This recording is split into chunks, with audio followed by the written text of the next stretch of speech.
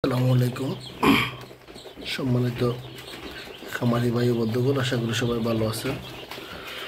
ভিডিওতে দেখতে পারতেছেন আমাদের টাইগার মুরগির বাচ্চা সিপিআরএফ এর বোর্ডিং চলতেছে।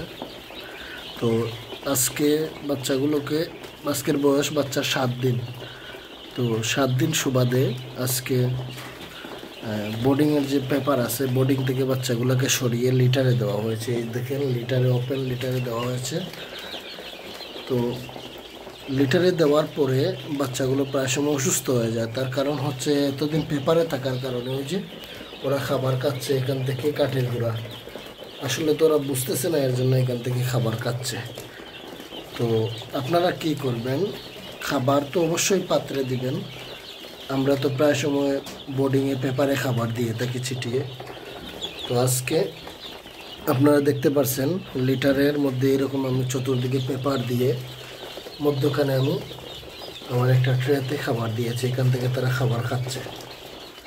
তো তার কারণ হচ্ছে এই যে বাচ্চা লিটার থেকে পেপারে আসলো, পেপারে আসার পর পেপারের মধ্যে দেখেন ময়লা যে লিটারগুলো আছে এগুলো এখানে পড়লো, খাবারে যাচ্ছে। ওরা কিন্তু ফ্রেশ খাবারগুলো খাইতেছে, এখানে ফিড আছে সম্পূর্ণ ফ্রেশ, এখানে কোনো ধরনের লিটার উঠতেছে না। আর আমি যদি সরাসরি শুধু পাত্রে দিয়ে দিতাম তাহলে লিটার থেকে ওই লিটারের যে ময়লা আছে কাঠের গুঁড়ো এগুলো খাবারের সাথে মিক্স হয়ে বাচ্চা যখন খাবার খেলো অনেক পেটের মধ্যে সমস্যা দেখা দিয়ে দিত। তো এভাবেই আপনারা পরিচর্যা করবেন।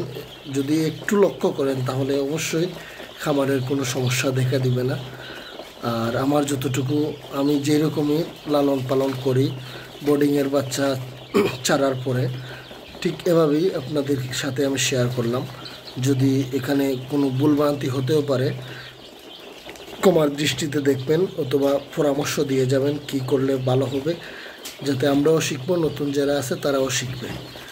তো ধন্যবাদ সবাইকে, ভালো থাকবেন, সুস্থ থাকবেন, শুভকামনা রইল সবার জন্য। আসসালামু আলাইকুম।